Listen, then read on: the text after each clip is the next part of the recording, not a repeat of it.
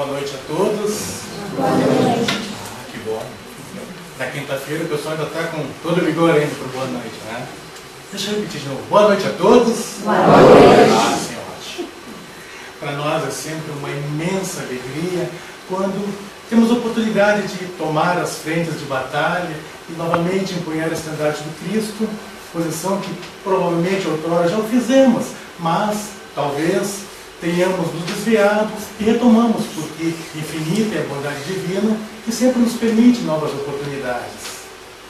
E quero agradecer o convite de nossa irmã, justamente para que viéssemos aqui hoje compartilhar um pouco de nossos estudos, nossas reflexões acerca do Evangelho de Jesus, em uma casa que parece pequena, mas bem sabemos que é imensa na espiritualidade. Aqui são trazidos a cada trabalho escolas, inúmeros trabalhadores, estudantes da espiritualidade, aqueles irmãos que transitam perdidos ainda em algumas zonas e que são trazidos aqui para ouvir os ensinamentos do Cristo. Uma casa que foi fundada, cujos seus pilares foram gravados em um local muito especial, numa interface onde, pouco mais adiante, bem sabemos, há aqueles que necessitam muito da palavra de Cristo. E esse é o nosso dever, enquanto trabalhadores da doutrina espírita, sempre agarrar a oportunidade de trazer o Evangelho àqueles que necessitam. E assim, não foi por menos que talvez, intuídos também, escolhemos este texto. Talvez, em nossa opinião, um dos mais belos capítulos do Evangelho segundo o Espiritismo, o capítulo 11. Porque neste capítulo é cravada na história da humanidade, de todas as humanidades, a normativa, a evolução moral do ser. Amar o próximo como a si mesmo. Antes, porém, gostaria de submeter 3 questões à vossa apreciação. A primeira delas: eu realmente amo a Deus? O quanto sou capaz de amar o próximo? E quem é meu próximo? Eu realmente amo a mim mesmo? Não tentem responder impulsivamente. Reflitam, até mesmo porque, se tentássemos responder impulsivamente com sim, e já sairmos dizendo também a resposta à segunda e à terceira pergunta com um breve sim, talvez estivéssemos errando muito. É necessário muita reflexão para, com segurança, dar as respostas à questão. Mas guardemos para nós. Ao final, retomaremos. Vou convidá-los agora a um pequeno passeio na história. Vamos fazer uma viagem no tempo. Vocês aceitam? Assim, eu os convido a fecharem os olhos. Vamos viajar no tempo. Concentre-se na minha voz. Vamos imaginar-nos diante de uma imensa tela, como a de um cinema. Entretanto, não estamos sentados. Estamos em pé. Vamos ousar dar um passo adiante e entrar nesta tela. Percebemos apenas uma nebulosa em torno de nós, como um ambiente esfumaçado. Vamos dar mais um passo. Já não estamos mais dentro da tela, estamos dentro da tela. Percebemos que a névoa começa a se dissipar gradualmente. Nosso ouvido detecta pequenas conversas, alguns sons, não conseguimos definir exatamente. E nossos olhos da mente, percebe agora que o ambiente está mais limpo. E então, à nossa esquerda, percebemos imensas colunas, alguns degraus. Nesses degraus, alguns homens parecem sábios, parecem virtudes. Então, identificamos o local. o Sinédrio. O famoso Sinédrio, onde os doutores da lei travam suas batalhas, suas discussões, estudam a Torá. Mas, subitamente, ouvimos da outra direção uma voz suave. Era um sintoma. É tão gostosa a sensação desta voz. Sentimos impregnados por ela. E nos voltamos para o outro lado. Percebemos então algumas mulheres, alguns homens, velhos, crianças. Parecem escutar anestesiados, atentamente aquela voz. Olhamos mais adiante, aleijados. São muitos. Mendigos. Todos ouvem aquela voz inebriados, mas não conseguimos enxergar quem é. Até que então, alguém se move e nos abre para uma visão. Somos tomados de uma sensação tão maravilhosa. Meu Deus, que coisa boa! Aquela visão diante de nós. Começamos a enxergar os detalhes. Um homem sentado, legal, seus vestidos longos, olhando seus cabelos, estendidos sobre os ombros, partido ao meio, ao final do rosto, uma barba. Também encaracolado. Ele continua a falar.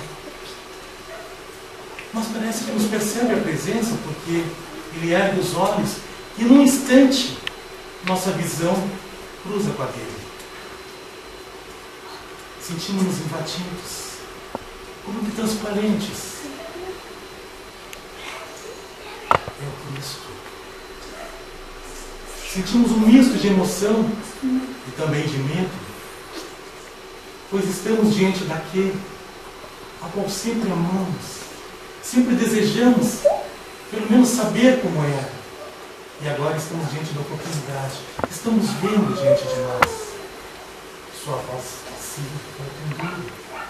As linhas do rosto, como dizem os historiadores, parecem traduzir a imagem de sua própria mãe. Uma delicadeza daquele, apesar daquele sol forte da região. Uma serenidade no olhar, apesar sua posição sempre direta, parece um pouco austera, exigente, mas ao mesmo tempo muito amável. Nossa atenção é distraída quando vemos um daqueles homens que estava à nossa esquerda, os doutores, deslocar-se pelos degraus, descendo e atravessando a rua, indo em direção àquele pequeno grupo. Subitamente ele interpela o mestre e demonstra muita educação, muito conhecimento, suas vestes. Deixa bem claro ser um doutor, um conhecedor daquilo que está falando. E ele inquire o mestre. Rabi, qual o maior mandamento? Um ato de silêncio se faz. Todos olham para ele, estupefatos, como ele pode fazer tal pergunta para aquele homem tão amável. Mas voltam a olhar novamente ao mestre. E então, desviam o olhar para o homem, mas de forma serena. Talvez alguém pensasse que ele fosse repreendê-lo por cortar a conversa, mas não. Seus olhos emanam amor, puro amor. Dirige também seu olhar ao entorno e com muito amor e muito carinho, muita candura, ele responde naquele átimo de silêncio que continua, pois parece que todas as regiões do mundo se calaram, Todos os céus se calaram para ouvir o que seria a normativa para toda a humanidade, para todas as épocas que viriam. Respondi: amareis o Senhor vosso Deus de todo o vosso coração, de toda a vossa alma e de todo o vosso espírito. É o maior e primeiro mandamento, e eis o segundo, que é semelhante àquele: amareis o vosso próximo como a vós mesmos. Toda a lei e os profetas estão contidos nestes dois mandamentos. Novamente, silêncio se faz. E aquele homem, doutor da lei, inquiriu de uma forma como quem quisesse expor o mestre a uma situação vexatória, porque talvez fosse. Quem sabe, tinha ele esse planejamento que, se ele não soubesse responder, poderia denunciá-lo como falso profeta, como alguém que estava querendo apenas trazer movimentos políticos. Percebeu ele que não era um simples homem, mas um gigante. Nem um homem no sinédrio, nem um doutor da lei poderia fazer uma síntese da Torá, uma síntese da grande lei de Moisés, com tamanha perfeição, com tamanha clareza, com tamanha pureza. A história não conta o que aconteceu com este homem, com este doutor. Apenas, e tenho certeza, ele baixou seu olhar e retirou-se. O ambiente começa a esfumaçar-se novamente. E nossa janela do tempo começa a fechar. Vamos gradualmente retornando a nossa época, 20 séculos depois. Chamemos nossos olhos. Tivemos a oportunidade de presenciar um dos capítulos mais sublimes da história da humanidade, já grafado para toda a eternidade, para todos os mundos, para que possa ser buscada no momento que desejarmos e ver. Não é imaginação, não importa como a construímos em nossas mentes, mas ela existiu, é real. E por certo, nos arquivos da espiritualidade está grafada com muito maiores detalhes do que tentamos passar aqui. E a imagem envolvente, emocionante. Mas, como nos ensina a doutrina, devemos submeter todo e qualquer ensinamento aos critérios também da razão. Pois assim se faz o conhecer, assim se faz o saber. Então, vamos analisar um pouco da racionalidade, olhando para os aspectos filosóficos e científicos também de nossa doutrina, que sabemos tem como base um tríplice aspecto, o aspecto religioso, moral, o científico e filosófico. Vamos aqui analisar um pouco essa grande verdade de Cristo, essa grande ciência, dentro desta ótica filosófica, talvez científica. Vamos fazer algumas reflexões. Então, entendendo a lição, vamos ver se entendemos realmente onde preciso chegar. Na síntese, na grande síntese trazida por nosso Mestre Jesus, eu preciso amar a Deus acima de todas as coisas.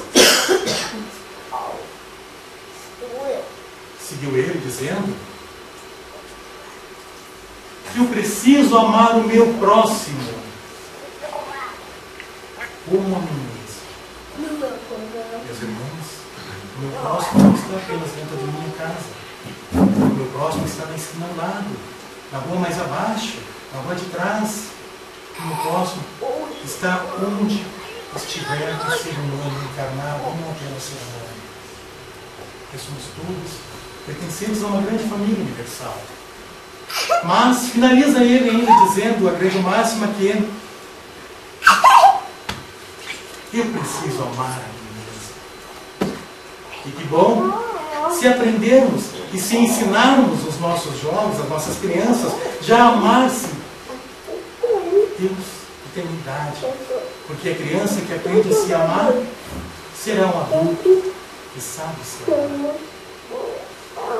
Mas talvez seja um tanto complexo amar a Deus, porque é uma abstração, né? A gente tentar imaginar Deus está em toda parte. Eu não posso ver, por isso, alguns irmãos de algumas religiosidades antropomorficam a ideia de Deus, emprestam a Deus qualidades humanas e elevam o seu grau máximo para tentar entender algumas questões, como quando dizemos assim, somos a imagem e semelhança de Deus. Fica mais fácil, né, personalizar, personificar, para tentar entender. Mas Deus é muito mais que isso. Joana de Ângeles, ela faz uma inversão neste exercício. Porque é muito difícil, como dissemos, é uma abstração. Temos que ter essa capacidade, porque senão vamos apenas crer cegamente. E não podemos nós, hoje, no nível que estamos da busca do entendimento, e hoje na doutrina espírita, não podemos mais nos dar o luxo de apenas crer cegamente. Devemos compreender. É possível compreender Deus? Talvez. Não podemos afirmar que não é possível. Necessitamos de uma investigação tanto profunda para saber se é possível compreender. Mas Joana de Ângeles nos diz assim: ora, vamos aprender então a amar a nós mesmos, e temos uma pequena equação simbólica, porque quando eu aprender a amar a mim mesmo, eu, por ressonância, por similaridade, eu vou amar o meu próximo. Por quê?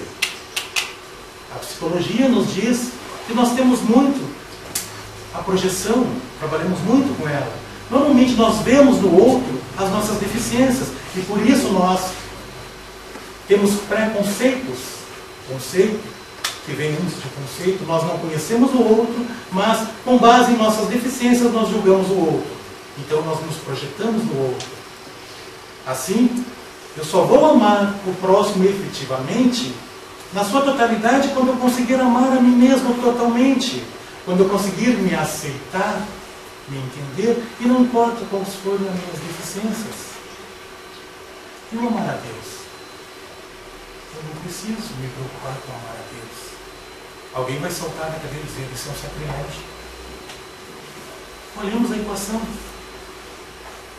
Se eu amo a mim, se eu amo a mim totalmente, eu amo o meu próximo.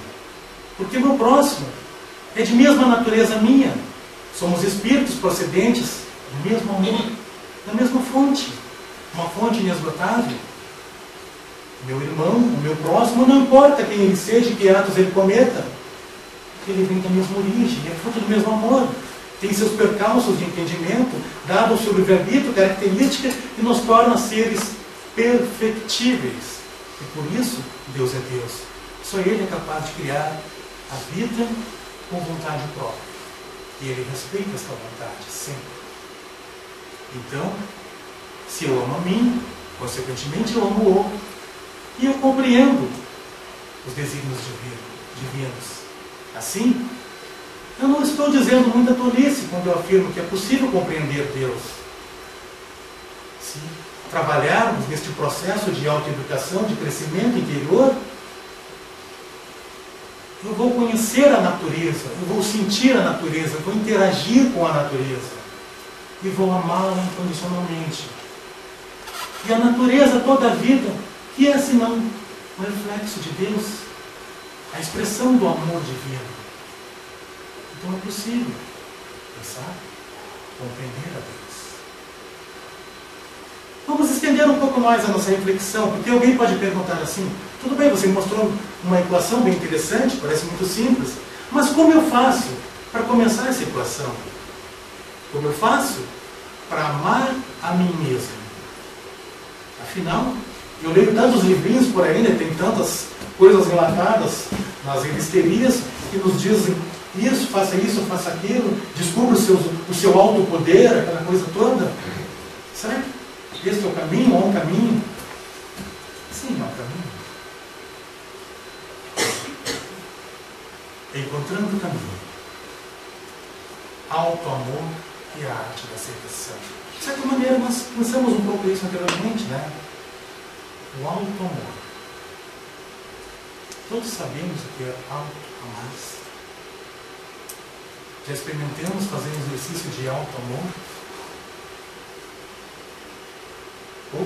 Poucos de nós dedicamos, ainda que semanalmente, uma vez na semana, alguns minutos para um exercício de auto-amor, de autoaceitação, de olhar para dentro de si, sem querer esconder nada, admitindo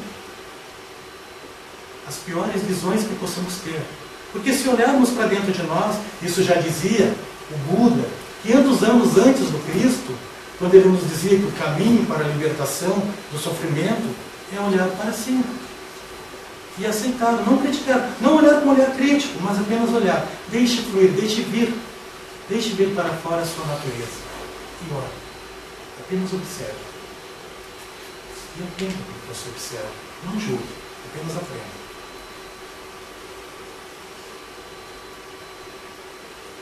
E nessa arte do auto-amor, da arte da aceitação, eu necessito sintonizar o meu pensamento no presente. Por quê? Porque o passado não existe mais, né? É uma mera lembrança. E o futuro eu construo todos os dias. Então, quando nos permitimos ao pensamento perder-se em ilusões de valores, do ter e poder, abrimos as portas ao sofrimento de eu não ter e não poder. Dualidade, né? A partir do momento que eu transfiro a minha noção de valores para o exterior, eu entro na dualidade. Porque eu posso não ter aquilo que eu quero. Eu posso ter. Entra um conflito, surge o sofrimento, porque se eu me esmero para ter algo e que não consigo, surge o sofrimento. Dessa forma, nós criamos ali a chamada roda dos porquês. Vamos analisar um pouquinho essa roda dos porquês, né? E aí nós olhamos para o nosso vizinho, que acabou de estacionar na frente com o carrão do ano, e tem a sua casa imponente, muito linda, maravilhosa, com uma piscina no fundo. E aí dissemos, por que eu não posso ter uma casa assim? Eu trabalho tanto. Por que eu não posso ter aquela motocicleta que meu primo comprou? E afinal ele nem trabalha tanto quanto eu, mas por que eu não posso ter? Por que eu não posso ter uma gorda canta bancária, né? São 20 anos de emprego ganhando aquele imenso salário. Por que eu não posso? Por que eu não posso ter tantos bens?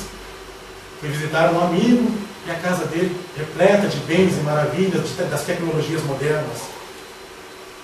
Por que eu não posso ser um vencedor? Surge a dor. Aí eu descanso um pouco. Não, tenho que parar com isso, desencanar desse tipo de pensamento. Agora é já a cabeça. Mas não demora muito. Eu volto a esse processo de comparação. Eu volto a olhar para fora e tentar achar motivações para ser feliz. E eu não encontro novamente a resposta. Prolonga-se o sofrimento. Mais uma vez eu volto a sofrer. E isso poderá conduzir, e talvez, com certeza, me conduza a uma baixa estima. E aí vem o desfecho final, pior de todas. Talvez eu não mereça mesmo. Que conclusão tem isso? Principalmente, olha só, porque alguém nos disse assim, isso é apenas uma situação hipotética. Viemos à casa espírita, alguém nos convidou. Não, vamos à casa espírita, você vai ouvir palestras que vai mexer com você, você vai entender muitas coisas. E casualmente, vamos dizer que o irmão palestrante falava da grande lei de causa e efeito. Mas, como eu estou tão impregnado com naquela minha roda de porquês, eu não paro para entender, para compreender. E saio de lá dizendo, está aí a resposta, eu não tenho nada disso. Porque provavelmente eu fui alguém muito rico no passado e joguei tudo fora e agora eu estou sendo punido. Causa e efeito, né? Nasci pobre e vou ter que sofrer. A gente vê dentro do movimento espírita, estudantes, recém-egressos, tirando conclusões um pouco apressadas, quando não param pacientemente para estudar um pouco mais e entender que a bondade divina, ela não nos pune jamais, mas nos oferece infinitas possibilidades de crescimento. E talvez a dificuldade que passemos para não ter, seja para que nos esmeremos um pouco mais, que mudemos o nosso ponto de vista. Assim, é importante que concluamos dessa fase, que o passado é apenas uma recordação realmente. Eu não posso mudar nada, não adianta me fixar no passado, que já deixou de existir. É tão bom aquela sensação da felicidade, do ter isso, aquilo, mas é o passado. Ele nada mais vai resolver. E o futuro eu construo. O futuro ele é dinâmico. Não existe um predeterminismo de futuro. O único predeterminismo que podemos dizer é que um dia deixaremos de ocupar esta veste física. Este é um predeterminismo. Mesmo as nossas doenças, que quando estudamos na doutrina espírita, nos estudos mais aprofundados, algumas poderão estar programadas em função de atos anteriores, mesmo estas, elas são passíveis de flutuações e de modificações em função de nossa conduta presente, de nosso amar, de nosso saber amar, de nos preocuparmos em amar integralmente. E, portanto, meus irmãos, antes de olharmos para os nossos vizinhos e buscarmos nos compararmos a eles, lembremos, Jesus é meu modelo e guia. Talvez alguém solte de novo da cadeira dizendo: meu Deus, quer te comparar a Jesus? Sim. Claro. Quem melhor? Se preciso me comparar a alguém, eu vou tentar me comparar ao melhor dos melhores. Jamais alguém que está no caminho como eu, ainda cometendo tantos erros. Ah, mas é muito difícil. É um caminho, é um modelo, é o alvo. Se eu quiser chegar à Lua, eu tenho que olhar um pouco mais distante. Vou olhar para o Sol, talvez, uma estrela mais adiante, porque aí eu tenho forças para chegar até a Lua. Agora, se eu pensar diretamente na Lua, talvez eu desista no meio do caminho, em função de algumas dificuldades. Vamos seguir adiante a nossa reflexão. Não adianta apenas eu saber um caminho, né? Eu tenho que praticá-lo.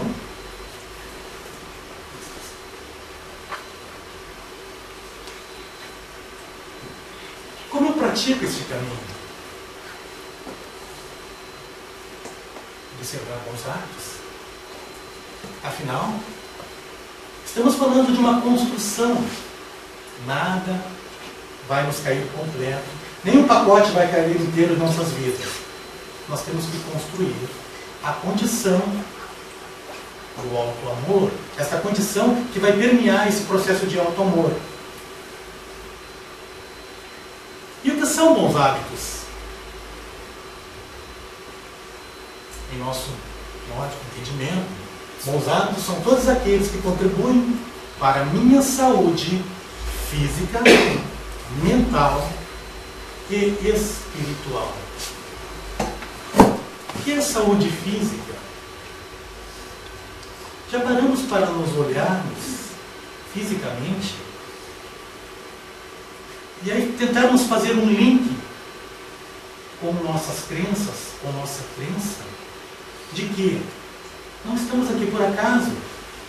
Este corpinho belo que tem não é por acaso, né? É uma concessão divina. É um presente da divindade para que eu, espírito, possa efetivamente colocar em prática e criar, construir tudo aquilo que me propus no meu aprendizado, que não é apenas para mim, mas também para com aqueles que estão ao meu redor. Então eu necessito de um veículo, e este veículo deve ser muito bem cuidado, porque senão este veículo vai perecer antes do tempo. Assim como um carro. Se compramos um carro novo, temos alguns deveres, né? De cuidá-lo adequadamente, porque sua vida útil deixará de ser aquela programada e talvez nós percamos este carro 5 ou 10 anos antes. Esta é a nossa máquina, o nosso carro. de mim, espírito. A nossa saúde mental. Com que estamos nos alimentando mentalmente? Qual é o nosso fluxo de pensamentos? Temos observado o que estamos admitindo em nossas mentes quando sentamos à frente da televisão e ligamos no DVD ou algumas novelas por aí, meus irmãos? Em nossa mente não há um dispositivo etiquetador dizendo assim: isso é fantasia, isso é realidade. Em nossa mente não existe. Tudo que entra ali fica. Então, se em alguns momentos tivermos pesadelos com aquilo que vimos, esses pesadelos estarão tendo imagens se intercortando com realidades.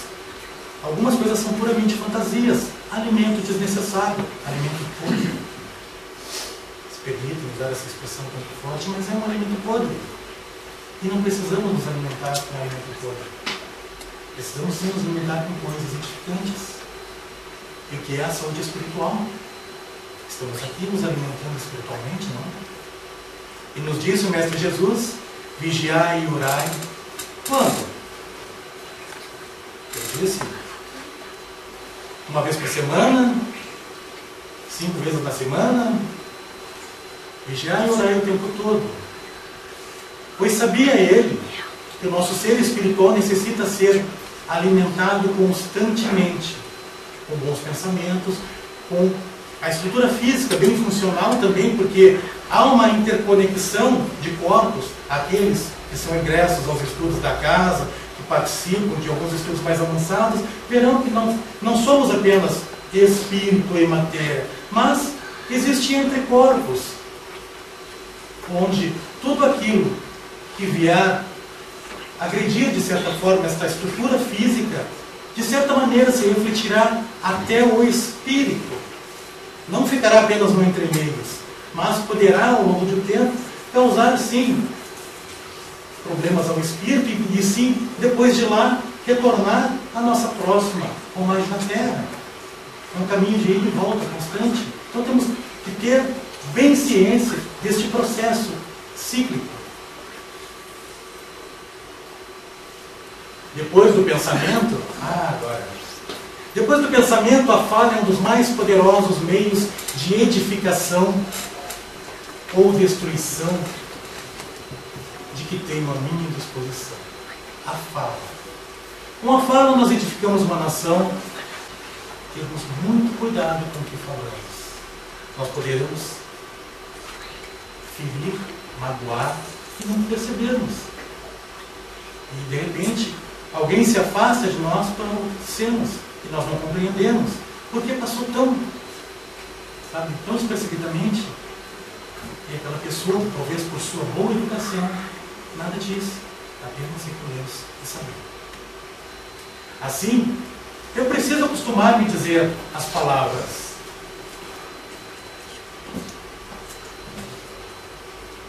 Por favor, palavra mágica, né? Obrigado. Desculpe. Essa todo mundo diz, né? Te amo. Você já disse te amo? Não apenas para o seu cônjuge, mas para o seu filho, para a sua filha, para o seu irmão, para a sua irmã, para o seu vizinho. Talvez alguém vai dizer assim: mas peraí, eu não posso ser dizendo para o meu vizinho que amo ele. Não vai dar certo isso, né? Nós estamos falando aqui de um padrão de comportamento. É óbvio que se chegar no dia de amanhã, vizinha, eu te amo. Vai ser um tanto. Agora, se ao longo do tempo ela perceber esta mudança comportamental, ela entenderá quando você olhar nos olhos dela e dizer: eu te amo. Amor é diferente de paixão, tá? Pode deixar bem claro lá. Os gregos já trabalharam muito bem essa questão entre amor e paixão. Não vamos aqui entrar nesse detalhe, mas é bom que entendamos isso. Lembrando ainda que a prece consciente é salutar. Porém, é bom sempre lembrar uma advertência do Cristo: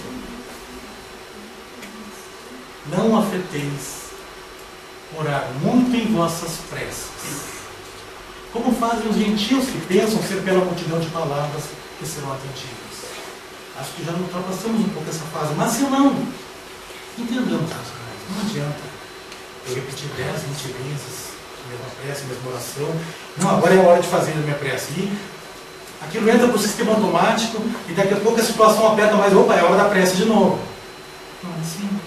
Deus não é surdo. Os bons espíritos não são surdos. Estão conosco. Se pudéssemos perceber e senti-los, estão ao nosso lado agora. Alguns felizes da vida porque estamos aqui, viemos aqui, somos insistentes e permanecemos vindo aqui nas quintas-feiras. Nosso benfeitor amigo.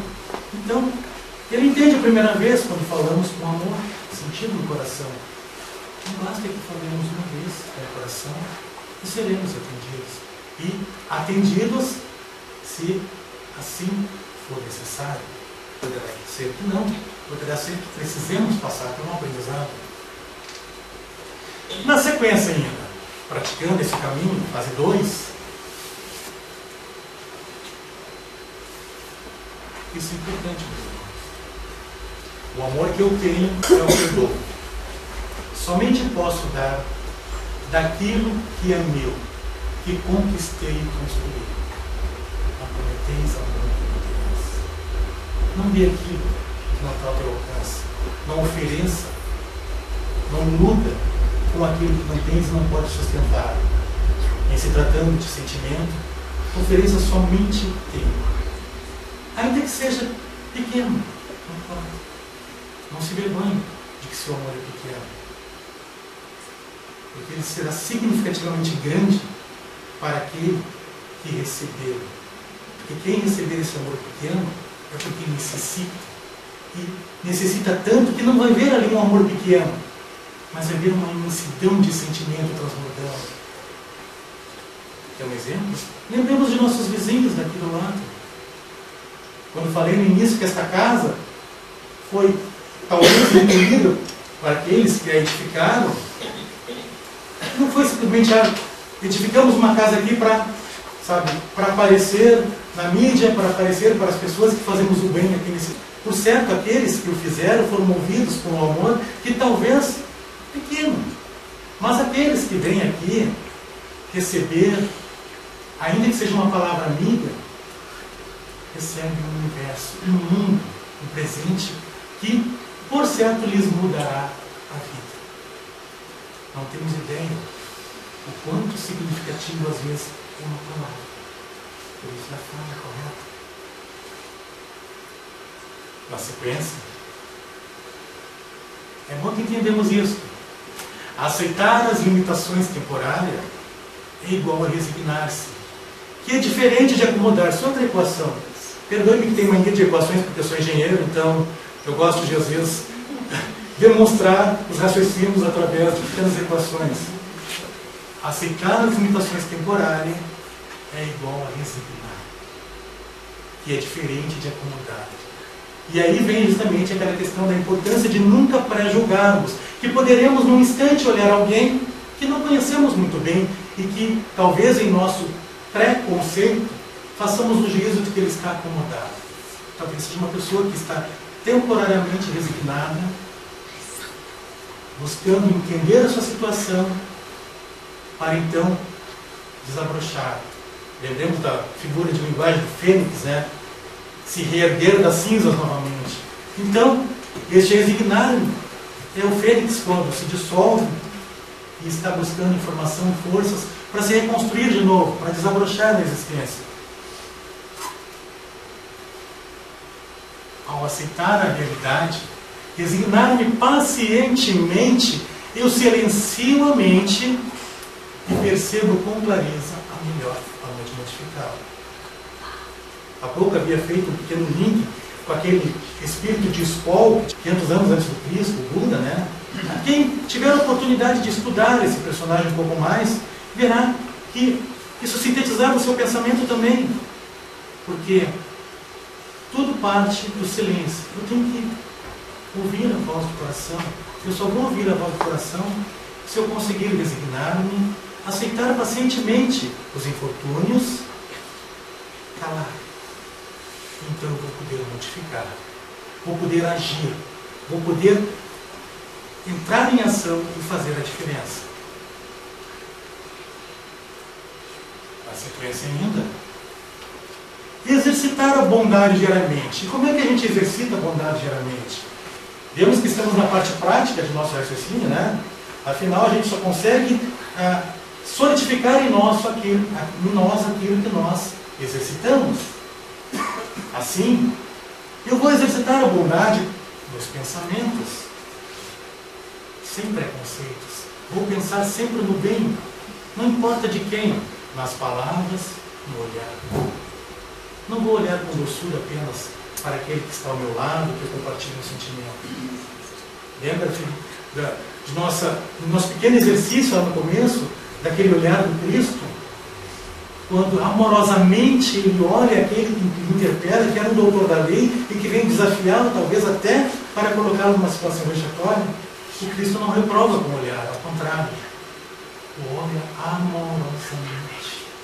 Tanto que o homem sente-se desnudo, atravessado naquele instante, porque ele não esperava uma retribuição daquela. Nas palavras, né? Você disse te amo hoje para seu filho, sua filha, sua nora, sua sogra. No olhar e nas atitudes de bondade. Não atitudes maquinadas, pensadas para parecerem boas, mas atitudes naturalmente boas. E vamos para a prática número 3 agora, né? A gente tem que continuar o nosso exercício, porque nós estamos aprendendo a arte do alto amor.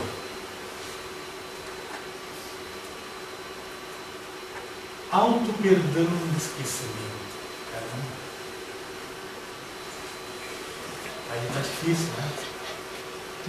Se a gente vai olhar nossas histórias, os nossos embates, quando ainda mais sabemos que, no estudo da doutrina, que viemos junto com os nossos desafetos, normalmente, para que aprendamos a amá-los integralmente. Então, eu tenho que evitar pensamentos e frases como: tenho raiva de mim mesmo. Forte, né? Por ter sido tão ingênuo naquela situação. Um pré-julgamento, um julgamento e uma punição. Eu não devia ter sido ingênuo, deixar aquela pessoa me enganar. Recrimino por ter sido tão ingênuo naquela situação, né? Tenho raiva de mim mesmo por ter aceitado tão facilmente aquelas inverdades. Não é culpa minha se o outro quiser mentir para mim. Não posso me punir por isso. Tem uma decisão do outro. Tenho que apenas olhar, talvez, com um sentimento de tristeza, porque ainda tem muito a aprender. Deveria ter previsto estes problemas atuais, né? Isso é muito óbvio. Devia ter uma bola de cristal para ver que ia acontecer algo errado. Que essa decisão que tomei resultaria em tal problema. Auto-perdão, meus irmãos. Eu erro e vou errar sempre. Por quê? Porque eu sou um ser perfectível. Não estou dizendo um ser perfeito. Um ser perfectível é aquele que é completamente imperfeito e ao longo de sua trajetória evolutiva ele vai aprendendo e vai se autocorrigindo. Então, nosso destino qual é? Em negritude, se assim quisermos usar esse termo, né? Todos nós seremos Cristos. Todos nós evoluiremos a condição de espírito puro. Aí eu também dizer, mas tanto espírito puro vai caber aonde? O universo infinito. Deus infinito. Há trabalho para todos. Cristo não é o único espírito puro. Quantos Cristos existem ao longo desse universo que também desempenharam tarefa semelhante a dele em diferentes regiões do universo e continuam ainda a cada tempo, a cada segundo, durante toda a eternidade? Então, eu vou errar e tenho que aceitar o meu erro. Então, não consigo perdoar-me, pois pensei que ele ou ela mudaria. Dei uma chance e olha o que fez, né? Julgamento. Então, não consigo perdoar porque eu pensei que fulano mudaria. Dei uma segunda chance. Fulano, como eu, é perfectível e pode errar. E vai errar e tem o direito disso. Lembrar diariamente que sou um espírito que traz o gênero da perfeição. Estamos falando agora disso. Relativa. Porém, o erro faz parte do processo de aprendizado, uma perfeição. Eu vou errar, e vou errar, e vou errar. E vou levantar tantas vezes. Lembremos dos apóstolos. Lembremos dois apóstolos em questão.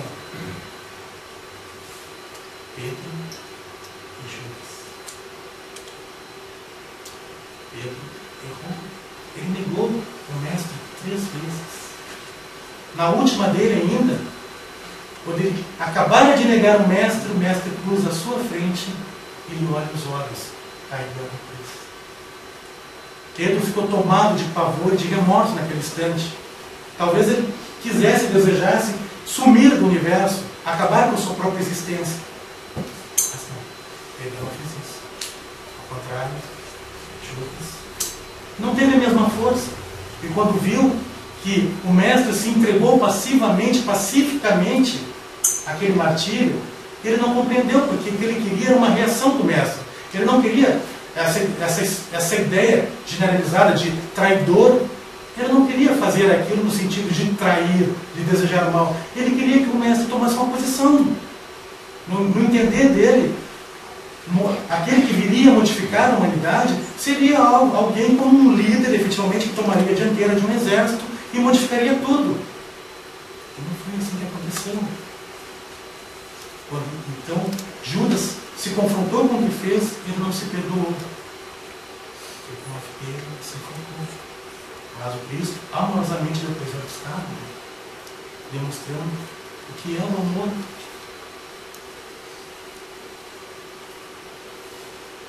O passado pertence ao passado.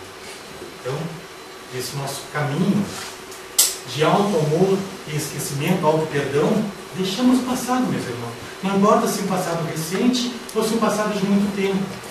Nada mais poderá nos auxiliar a mudança. E vamos para a prática do caminho 4, né? Então a gente vai ter que terminar essa novela um dia. Mas o desapego familiar. Agora está difícil. Desapego familiar. Lembrar constantemente que as pessoas que amo não me pertencem e os valores materiais que possuo são transitórios. Nós lembramos disso constantemente. Que numa relação a dois, ou numa família, onde há mais de dois, o outro tem plena liberdade de deixar a relação, se não se sentir bem. Claro que vamos tentar buscar argumentos para tentar salvar a chamada relação, mas a liberdade do outro continua existindo. Então eu tenho que ter esse entendimento, esse desapego. Porque se as coisas não podem mais funcionar com a harmonia que deveria, eu tenho que permitir a liberdade do outro de buscar a felicidade da forma como entenda ser melhor. Ainda que, talvez futuramente, retorne. Porque a vida são ciclos, né? Talvez naquele instante haja desarmonia e haja necessidade do tempo, do espaço, da distância. Mas, se houve comprometimentos espirituais, estas consciências retornarão a se encontrar. Meus valores materiais, minha casa, meu carro, é transitório. Lembremos uma grande síntese, uma frase que gosto de usar muito. Tudo que levo desta vida é a vida que eu levo. É bem lógico isso, né?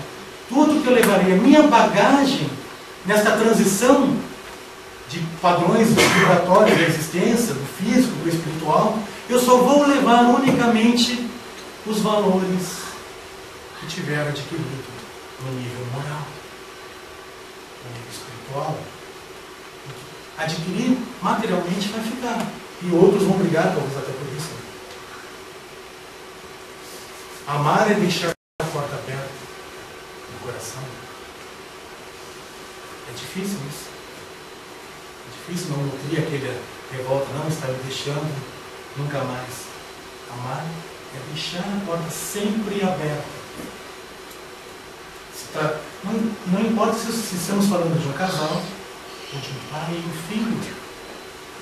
Pode ver que isso é muito comum, né? Esses conflitos de gerações. E muitas vezes o pai manda o filho para fora de casa, ou o filho resolve sair por sua conta porque não consegue mais conviver com o pai. E amar, o amor de pai, aquele amor paterno, até porque Deus está lá nos evangelhos, vai um dia nos perguntar: o que fizeste do filho amado que eu te confiei? Amar e deixar a porta aberta, irmãos. Sempre. E então Jesus lhe respondeu. Lembramos daquela passagem sobre a cobrança de impostos, quando alguém pergunta se deveria ou não pagar os impostos a César? E ele diz: Dai a César. A primeira pergunta de quem é a ficha que está aqui nessa gravada, nessa moeda. Ele diz, é de César, o imperador. Dai a César o que é de César e a Deus o que é de Deus. É esse entendimento que devemos ter com os bens materiais. Vamos dar a Deus aquilo que é de Deus. Bom, finalmente, vamos responder aquelas questõezinhas. Mas não vou perguntar-lhes um a um, porque sei que cada um tem a sua resposta. Eu vou usar aqui corajosamente dar a minha resposta.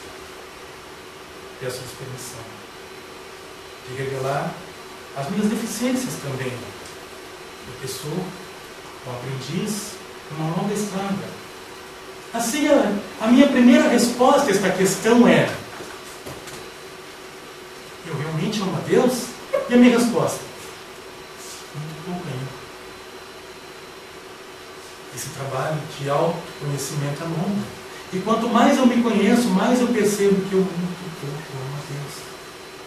Então jamais vou ousar responder essa pergunta subitamente com um sim, eu amo a Deus. Não.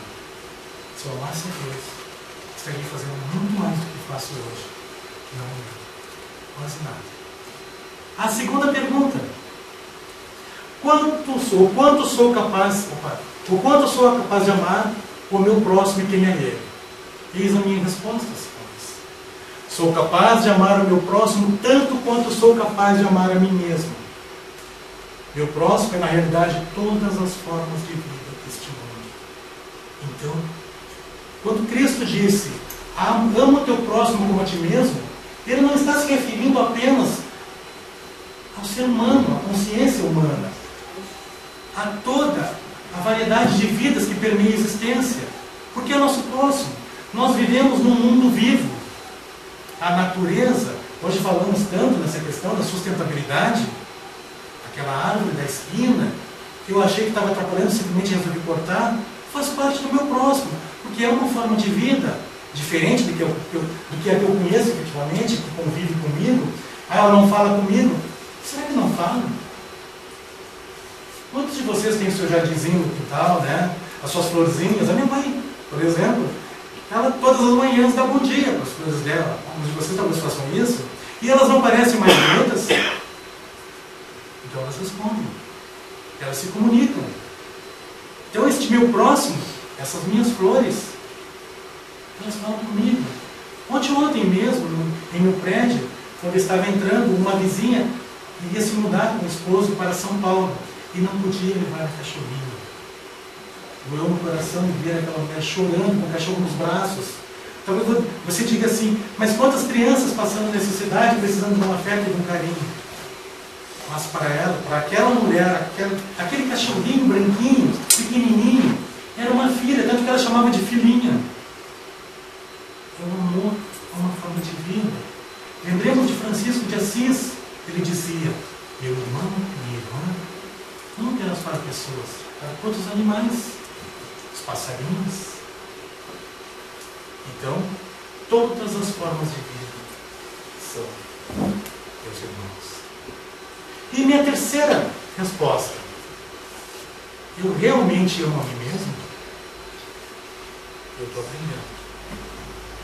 Também não vou usar em momento algum dizer que eu amo a mim mesmo.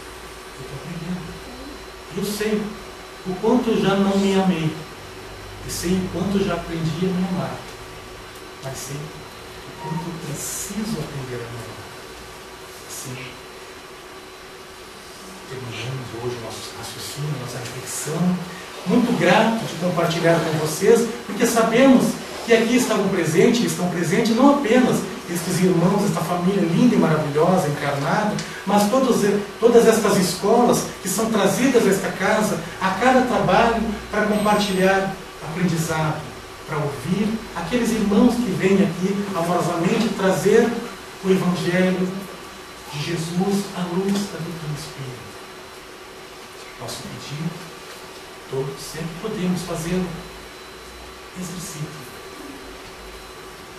O que foi buscado, o que foi trabalhado. Olhemos uns aos outros nos olhos e vamos falar, eu te amo. Olhamos aquele vizinho mais abaixo, aquela criança que às vezes vem aqui de pé descalço, porque não tem sapatinho para colocar, agora nesses dias que começam a esfriar um pouco mais, que vem quase desnudo, com roupinhas mal lavadas, mal cheirosas, mas são nossos irmãos e necessitam ser vistos com este mesmo amor que o Mestre nos via. Lembremos naquele nosso exercício inicial, naquele aglomerado de pessoas que o ouviam, não haviam apenas pessoas bem vestidas, haviam mendigos. E estes eram, talvez, em muito maior quantidade do que os bem vestidos. E ele dizia: estes são meus irmãos, são minhas irmãs. Quem é minha mãe, quem é meu pai? Aqueles que caminham comigo são meus irmãos e meu pai. Meu pai, minha mãe, meus filhos, meus irmãos. Essa é a minha família. Então, olhemos-nos uns aos outros sempre com este olhar eucarístico. Aprendamos a desenvolver aqui dentro o amor crístico. Aquele amor ágape que era ensinado antigamente, que nós deveríamos sempre olhar o outro assim e jamais para julgar. Então, reformulando o pedido, amemos mais. Aprendamos a dizer que te amo. Muito obrigado. E que as bênçãos do Mestre corram o restante da noite de Deus.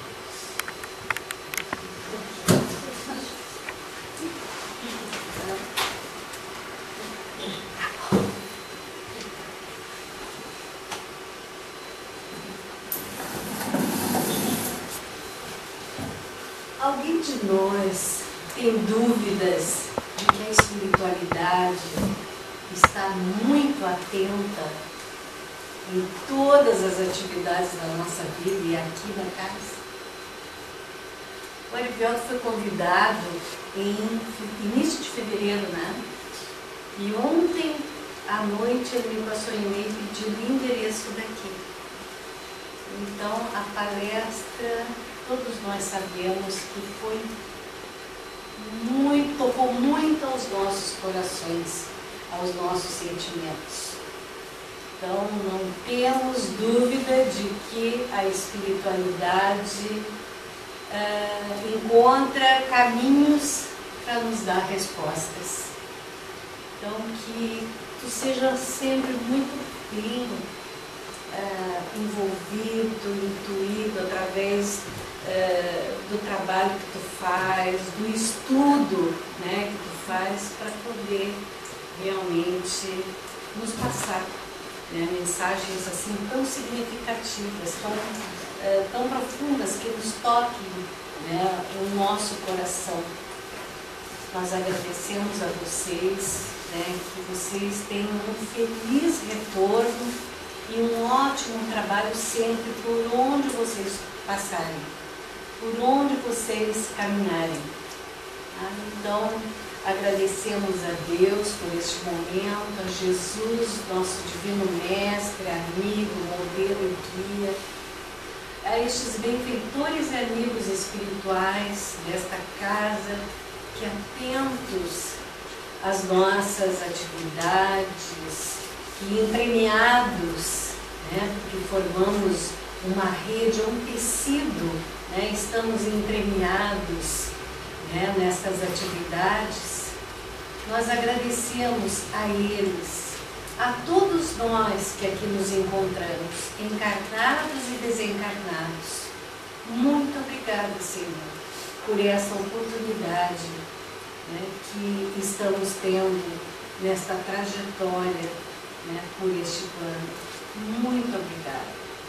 Continuemos, né, meus irmãos, deste clima de paz, de tranquilidade, de harmonia interior, para os passos que virão a seguir. Muito obrigada e um feliz retorno aos nossos lares. Que a paz seja, né, e esteja com cada um de nós.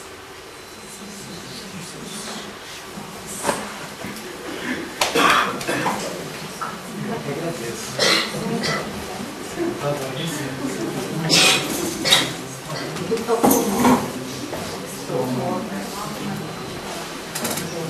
Está sempre aprendendo.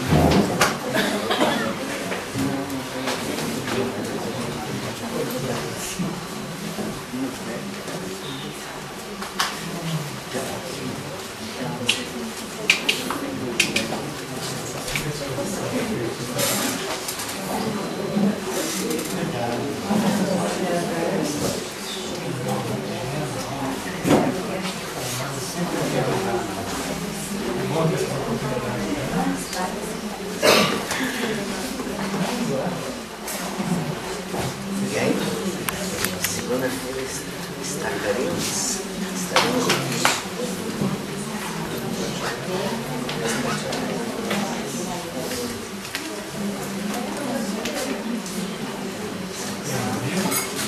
Vamos provar?